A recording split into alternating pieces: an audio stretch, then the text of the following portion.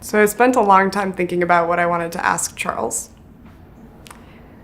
I have this philosopher in front of me, and I get to ask him whatever I want. He doesn't call himself a philosopher, but he is. And I couldn't get away from this topic of metaphysics and how it affects me in my personal life. And I had some cacao a little bit ago, and I realized like the deep down reason for why I can't get away from that. Like, it's hard for me to even pay attention to the more earthly questions sometimes without these being answered at least a little bit. And I felt like it was this like 6-year-old in me, this like inner child who was asking these questions all the time of my dad a lot of the times, or anybody who would listen. Why am I here? Why is mom sick? What do you mean the universe is this big, and what exists beyond the universe, and how does the universe end, or if it does end, what's beyond it, or if it's nothingness, how is that a thing? And he was very patient. He would sit with me and answer these questions, which I'm very grateful for. But ultimately, he didn't have answers to most of these things, of course. And a lot of the answers he did have was, this is what physics knows at this point.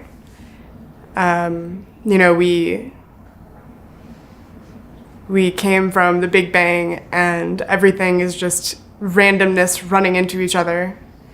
And the universe is expanding, and eventually it'll expand so far that it's cold and everything dies, and then it'll contract and explode again. And there may not be anything beyond it, and all this. And most of the time, people wouldn't entertain these questions, and it was like, stop overanalyzing things, you're super weird. But there's like this very deep place in my heart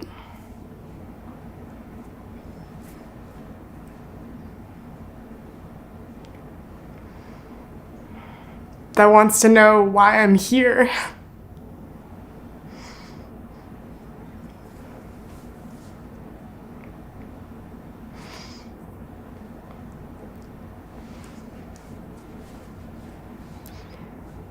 I spent like the first 22 years of my life in science, mainly because I wanted to explore the universe on like the most fundamental level possible. So I studied chemistry and biochemistry, and the answers are bleak. The answers are what my dad would tell me about, everything is just increasing entropy until there's nothing. And I think I learned to like suppress these questions and to sort of just try to enjoy my experience of life, or to try to create my own meaning. Like, well, I'm here anyway, I may as well make the best of it. But there's like the most core place in me like wants to be connected to something that matters, to something bigger. And I'm like, I'm never gonna stop asking these questions. And there may not be answers, but I at least wanna know like what can be known about why I'm here, or why my life matters, or what the point is. When things get really, really, really quiet, and I'm not in a place of distracting myself with, the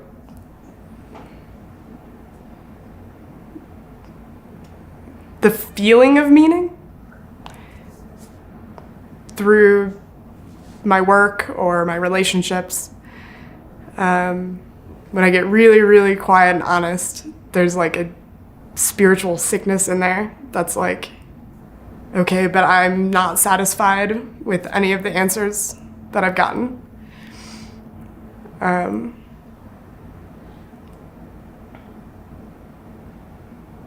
There's like a disconnection there.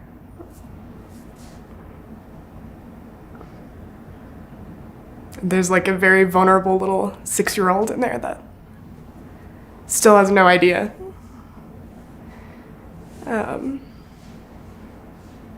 There are philosophies that feel better than others, but there's like a huge uncertainty. And most people don't really want to go there, or they're just not interested in it. So I have an opportunity here to talk to somebody who's been thinking about this a lot longer than me. I don't expect him to have the answers. It's not the all-knowing guru or anything, but he is a delightful nerd.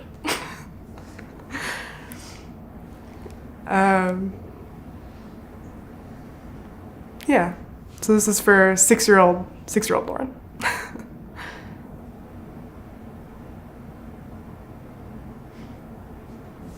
No more that I want to say here.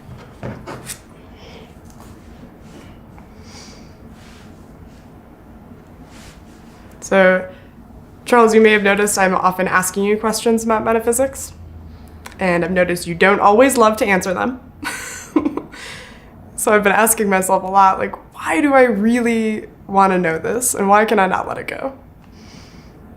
It's like I crave it deep down, and it's because I don't know why I'm here, and I don't know what the point is.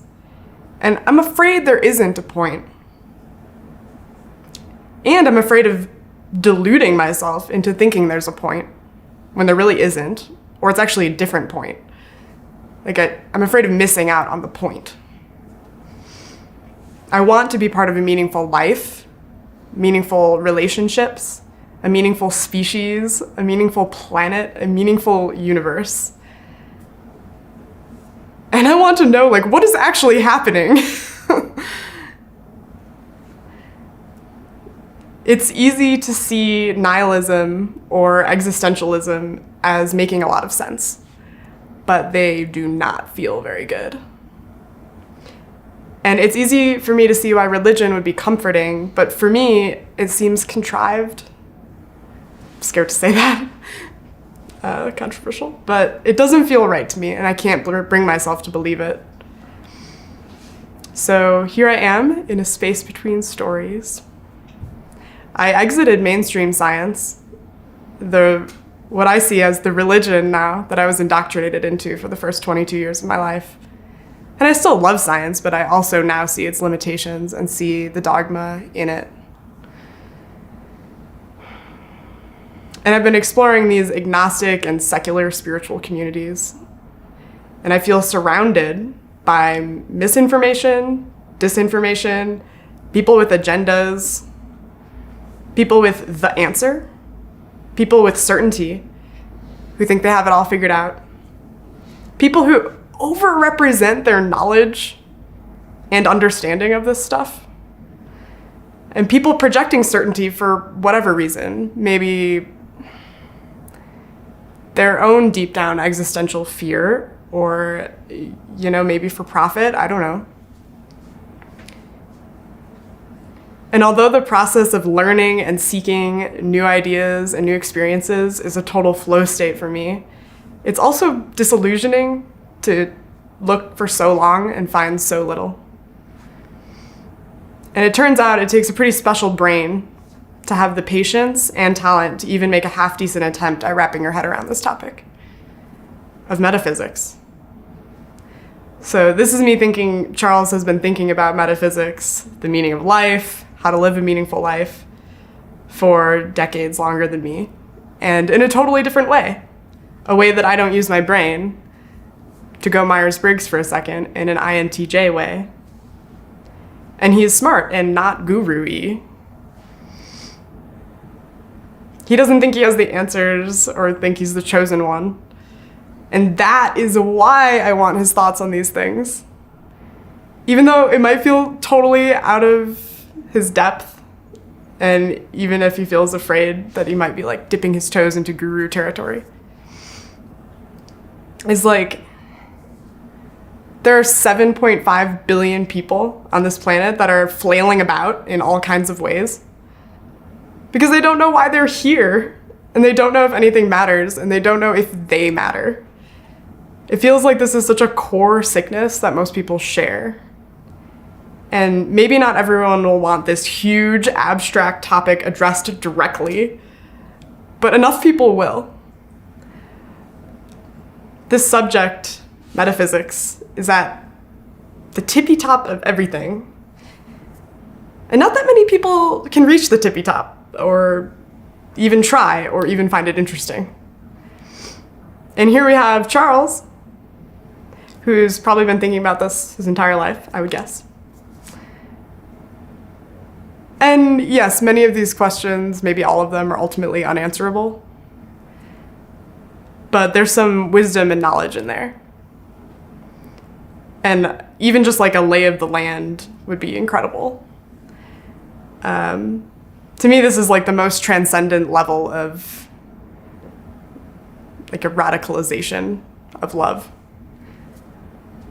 And to use Myers-Briggs language again, I can tell you like the less than 10% of people that lead with an intuitive cognitive function are going to want to go to this information first.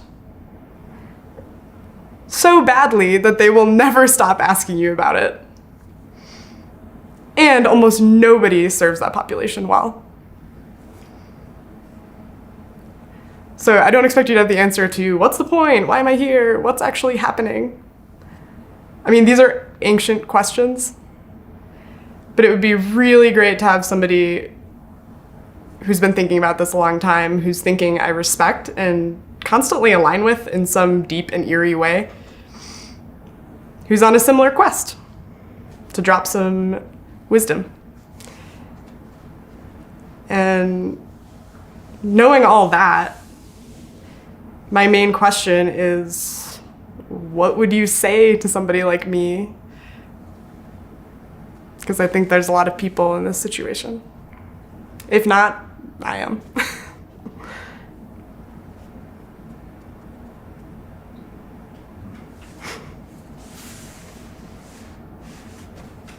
Cool.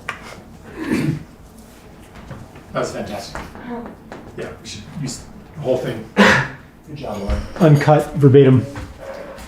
How long? I have no idea. Isn't that funny? How long was it? 12 minutes. Yeah, that was great. That's it. Yeah, I really appreciate this inquiry and the invitation to speak on these things. The first thing that comes to mind, though, is maybe my favorite saying from the Tao Te Ching.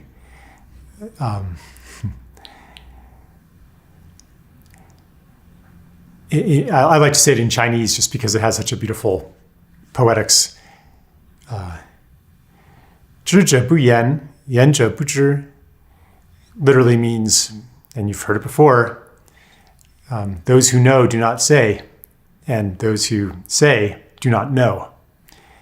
And it's not because those who know are holding back on saying. It's that translated into words, it becomes something other than the truth. Because this inquiry is highly personal. It's not to say that there isn't an answer that might come to you in through your inquiry and through your processes of life. But that answer, translated into words, may not be the answer for another person. And the answer has to grow from within rather than being placed from without. And that doesn't mean that coming across spiritual teachings, metaphysical teachings, that's not useful. But those have to be met with an inner development. And the particular words or teachings that meet the inner development are personal. So somebody who is in the role of a spiritual teacher or a guru or something like that, which, as Lauren said, isn't me, but someone who is in that role will know when and how to meet the germinating inquiry and processes of another person with the right words for that person. And so really what I would start by saying is that this is the right question. And the value of the question, why am I here, doesn't depend on it achieving an answer, but it drives a life process. And one thing I really appreciate about some of the things that Lauren was saying is that she's not satisfied with a false answer, and is staying with the question. And that's really all that's required, is to stay with the question. And I would also say that it's a dangerous question in a certain sense, because it opens the floodgates to a lot of you could say different energies, different inheritances that we have from our culture. The floodgates, it opens up the floodgates to despair, to the esoteric teachings of the religion that Lauren referred to, the religion of science. You could look at, and it goes to a very, very dark place. You could look at science as a mystery school, where there are different levels of initiation. There's kind of the popular version, and then there's the levels that are only available to high initiates, those who have studied mathematics, for example, those who have studied physics. And they're able to get more than just the popularized version. They're able to really understand what is meant by a universe composed of atoms and void, a universe composed of pure information, or a universe devolving toward entropy, and to grasp the horrifying enormity of that concept. So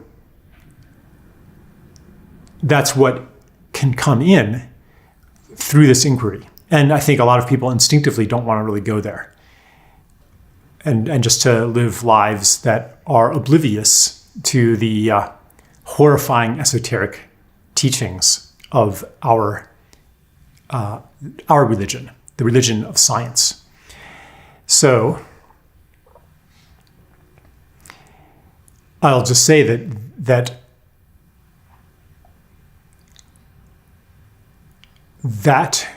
religion is today crumbling on its own merits.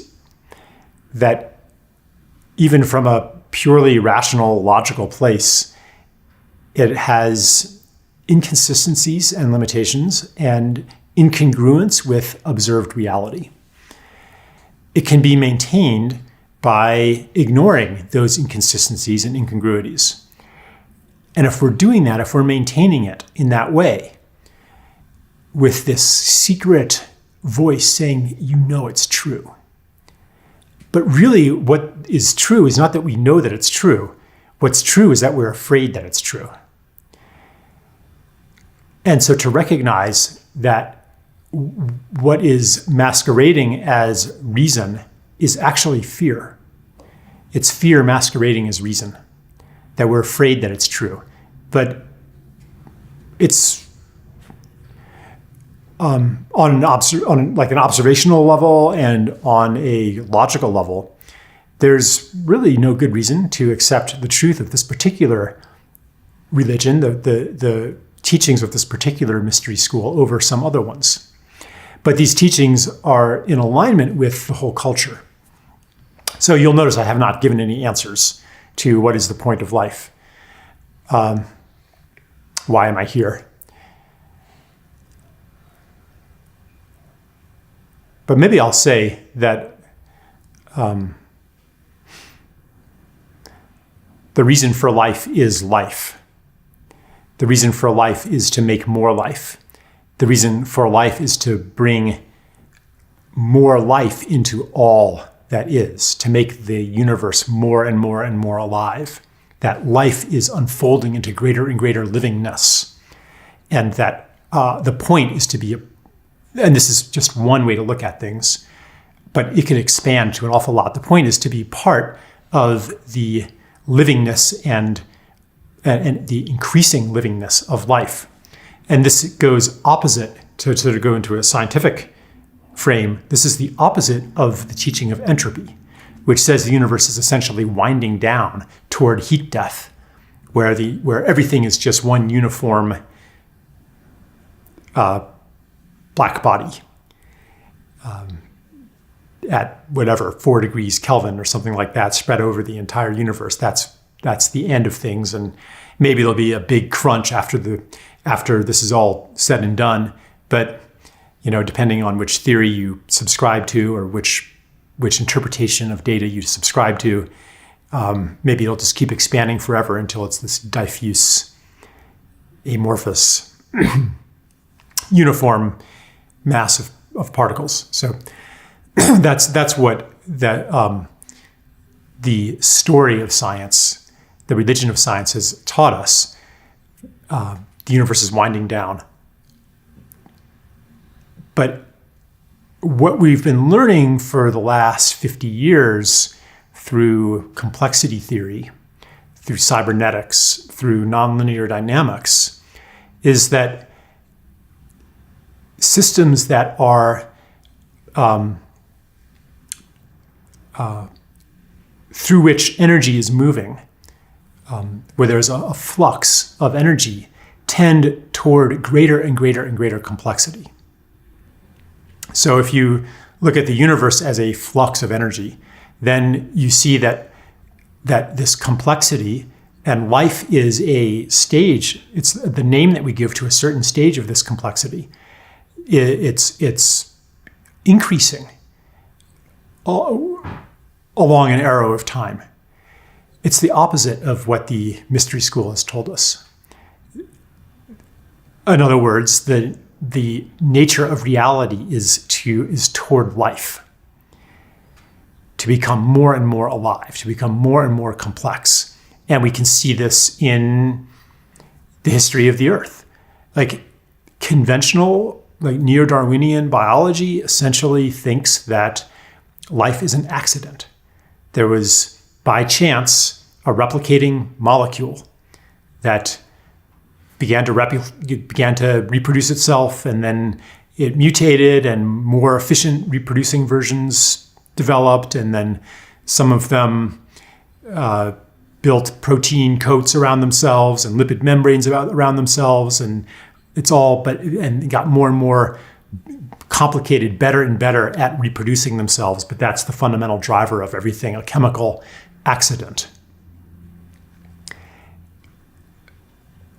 And what we're seeing, or I guess this is maybe a suggestion that I take from complexity theory, is that this is a universal process that happens in any sufficiently complex system with nonlinear feedbacks. That the universe and reality is pregnant with life always wanting to burst forth, and can only be suppressed with great effort, actually. So I'm seeing then this incomprehensibly vast exfoliation of order from the unicellular level to the multicellular to the level of humans and ecosystems and societies and civilizations, and these are just maybe a few of the early steps toward the universe coming alive. We don't actually understand how alive the universe is. The dominant cosmological models today are all based on gravitation, which is pretty darn linear. I mean, you can calculate things very, very precisely by integrating all of the different gravitational components. Whereas the minority view of cosmology, which is based on electromagnetism and plasma physics, is highly nonlinear. And if you look at a map of the universe through the lens of plasma, you get all of these structures. If you look at the sun through the electromagnetic lens, you see all these incredibly complicated structures, or I would actually say complex structures. And the whole thing looks alive. Like you have the feeling that you're looking at this living thing. That only becomes available, that view only becomes available when you look for it. So the alienated self in a universe of atoms and void that grinds along mechanically toward heat death, that is a myth. It's a story. It is one way of looking at things. And that way of looking at things corresponds to a state of being. That is an evolutionary stage in human development. It is an expression of the course of separation, as I call it. It is the quintessence of separation. So separate, so separate we are that we deny the livingness of the universe itself and our part in it. And I think that in order to move past this particular level of development, it needs to be inhabited in all of its fullness. And that's where the last few generations have gone. It's to the full grokking of this metaphysical teaching, this which goes along with a state of being, a profound existential alienation from the universe, where you are nothing but a biochemical accident, a fuzz of biochemistry whirling along, and living out your life until you're snuffed out at the end, and that's it. And I'm not going to disprove that. It is a full-on state of being. And there really is no disproof possible, because no matter what evidence you're offered, even if you've had communications from deceased relatives, or you've had experiences that just do not fit into that worldview, you can still dismiss them. They don't meet that state of being on its own terms necessarily. They only meet the intellectual layer of that state of being. What meets it on its own terms are experiences like, having a near-death experience, maybe, or a religious, spiritual, mystical experience, or a psychedelic experience.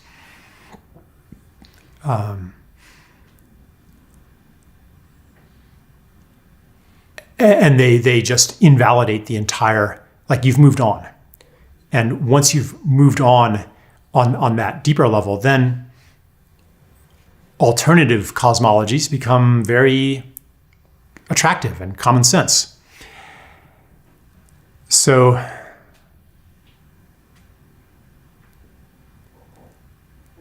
yeah, and maybe that's why why the sage that Lao Tzu speaks of does not say, even though he knows. Because maybe he recognizes that this process, this full inhabiting of that state of being, needs to ripen to its bursting point until it's ready to move on to something else. And I think that this ripening has happened on a collective level, and that many of us are really done with it, no longer need to be there. It is a couple hundred years old. My favorite formulation of it was Bertrand Russell. And this is 100-some years ago that he said that, basically he said, we cannot reasonably deny that the universe is nothing but a collocation of atoms bouncing around according to mathematical forces. We can't deny that. And so he said, any philosophy, any authentic, honest philosophy, it must be built on a firm foundation of unyielding despair. That's what he said. Only that will be a sound foundation for constructing a habitation for the human soul. Pretty bleak. But he was like Lauren. He was like, I'm not going to accept any comforting delusionary substitutes for the truth. And that was, this was before the scientific underpinnings of that worldview began to crumble. It was before quantum mechanics, before chaos theory. And yeah, those are the two main pillars of the religion, the metaphysics of science, that are in fact no longer scientifically current. So yeah, we're still working through the legacy trauma of that worldview. And I think it echoes with other experiences of alienation and despair that our culture visits upon us. It's the distillation of all of those. So yeah, I mean, I could, so I can offer this alternative scenario of an unfolding of life and a universe coming alive and us being part of that coming alive, and even us being a holographic map of this unfolding.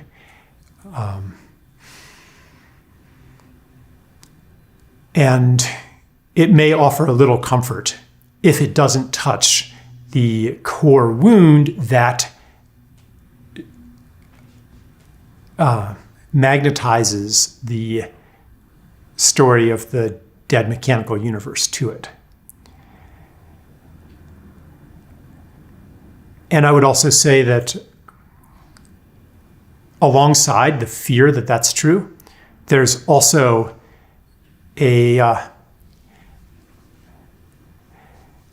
you never fully succumb to it. There's always a intimation of a larger world story, a larger reality.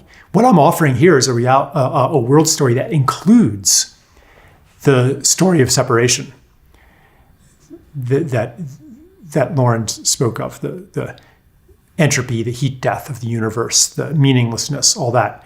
It includes that inside of a larger story. It says, yeah, that is a phase of human development, a phase of civilization, a phase of consciousness, and a necessary phase, but just a phase. So I'm offering an inclusion of that into a larger story. But that will be of scant solace if that phase has not fully reached its maturity. So, but I will point then also, like, what carries us through that phase is the intimation of a larger reality, a spark of knowledge that isn't all there is to it. And that can stay alive even when the mind completely rejects it, when the mind fully accepts the biomechanical machine in a dead, soulless universe story. And you can feel the presence of that inside of you alongside the fear. I guess that's what I would say initially. One reason I'm hesitant to go into metaphysics, for one thing, I don't want to overrepresent my knowledge. What I've said it's logically coherent to me, and so it has an aesthetic appeal, but I don't know it. I tend to be oriented toward beauty, and if something is elegant and beautiful and coherent, I want to try it out. But that fear lives in me too, the fear of, come on, Charles, you know that this is just a delusion, and that in the end, you're just yourself, a collocation of atoms with the illusion of consciousness. Denying that until you get snuffed out too. And I guess my practice is to recognize that as a state of being and a story. And to be willing and open to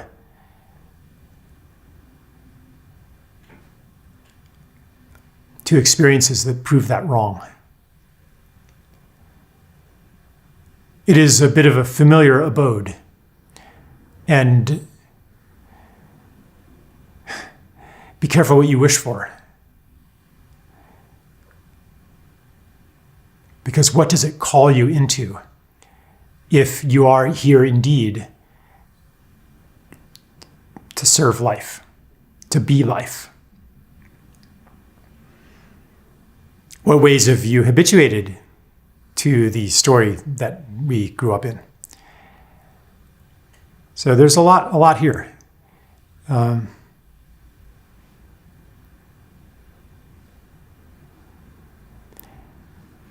You gotta, in order to maintain the story of separation, you gotta dismiss a lot of stuff. Your sense of humor, you gotta dismiss that as some kind of, cynically putting a cheerful cover on something. But you can't say that humor comes from a deep knowing that this is all some kind of game.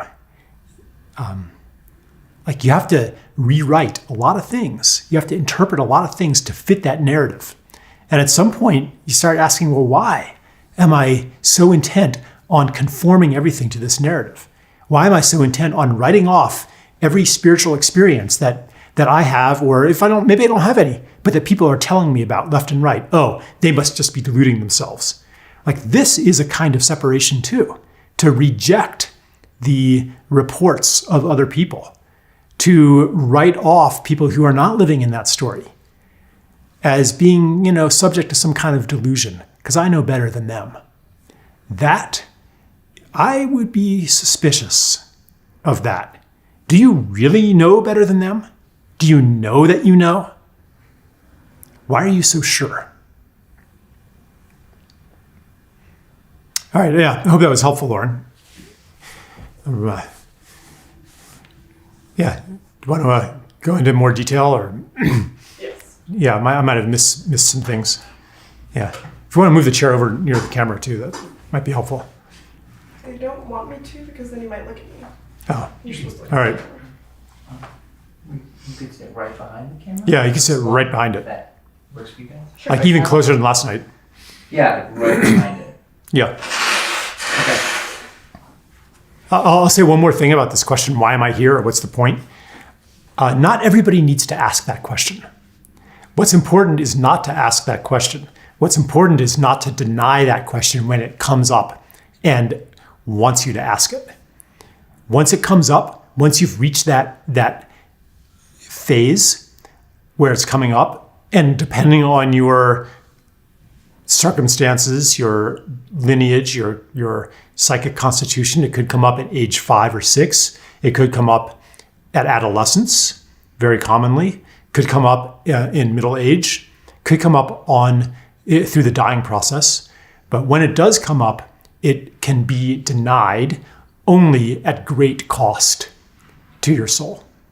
So you don't need to rush into that question. As Lauren was saying, maybe 90% of the people are not that interested in such metaphysical questions.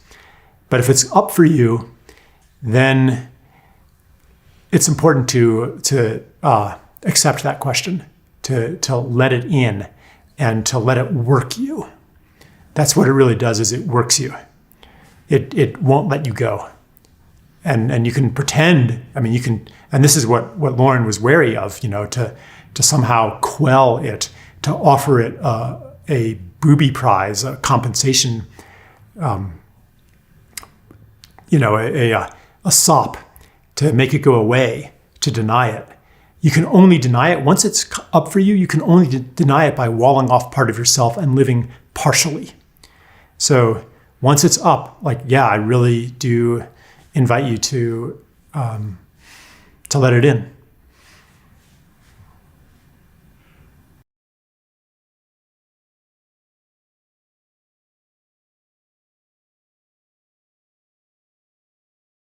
Hi, everybody. Charles here again, half a year after the initial recording, hopefully half a year wiser as well.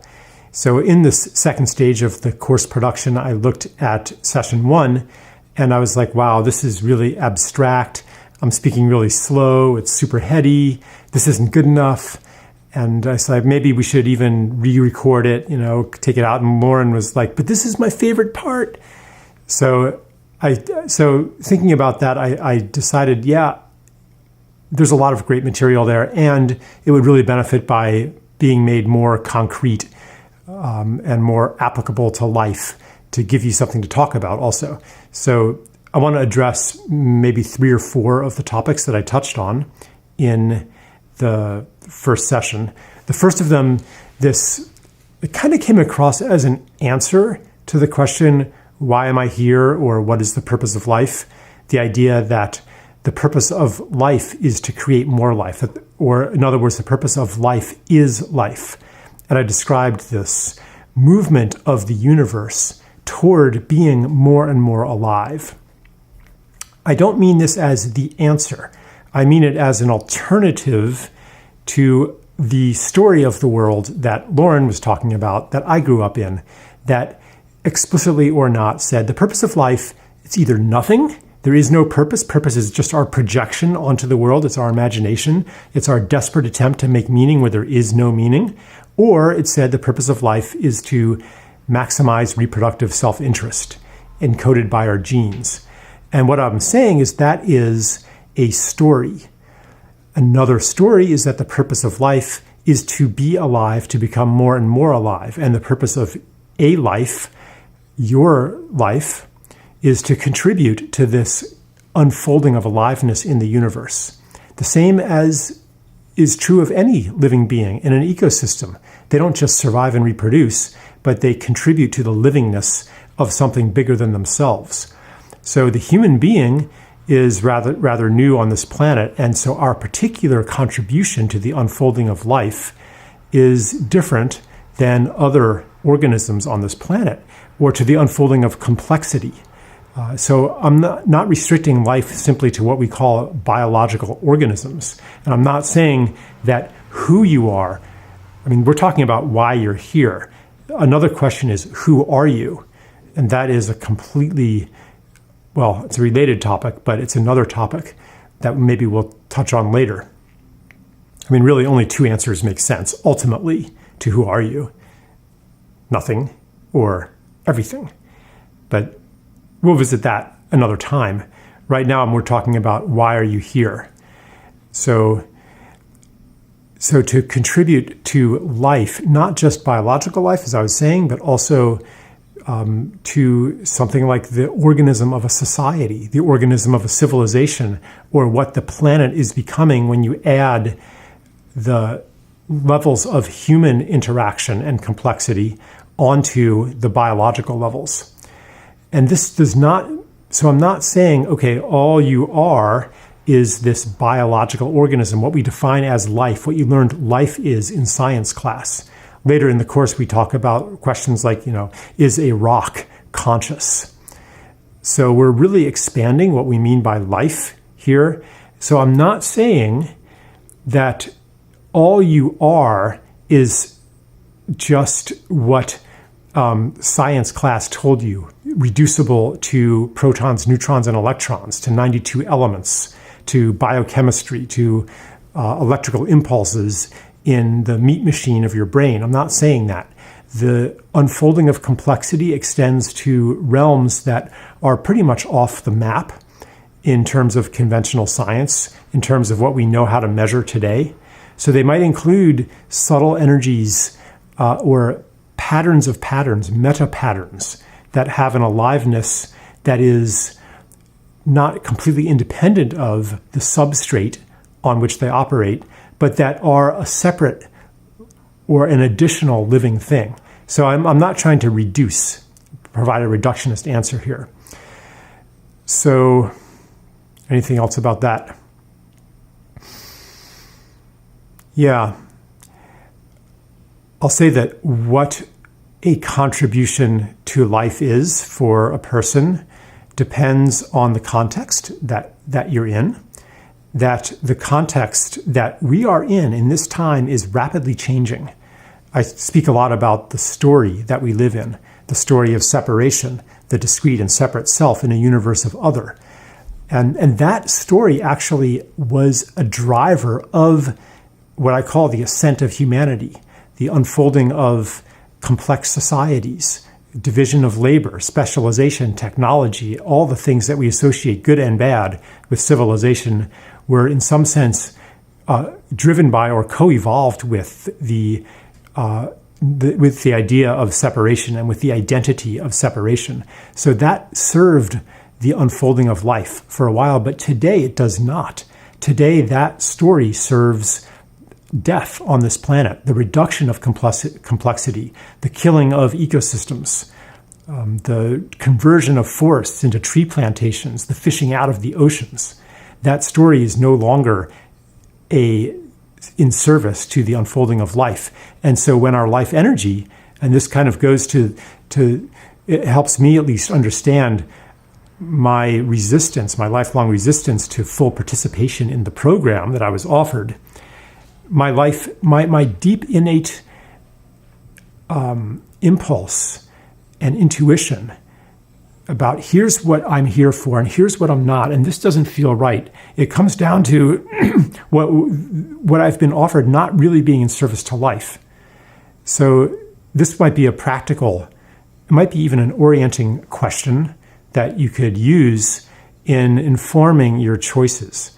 Is this in service to life? And if something is repellent to you, is that because it's not serving life?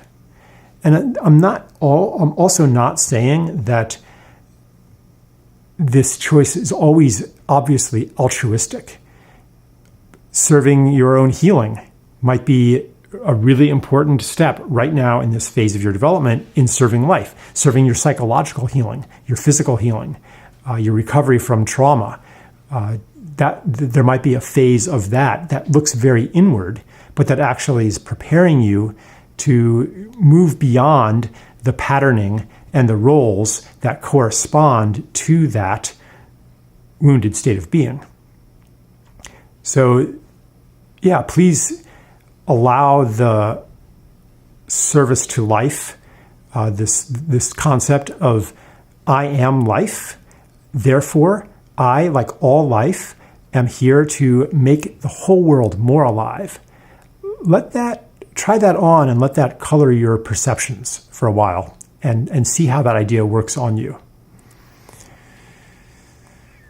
Okay, the second thing, it's related. It's the idea that this story, this whole metaphysics that we were born into, that is embedded in science, that I grew up in, that Lauren is speaking about, that her father told her about when he tried to answer her deep questions. Well, his go-to was, here's what science says, that this isn't just an intellectual edifice, but it is also a state of being.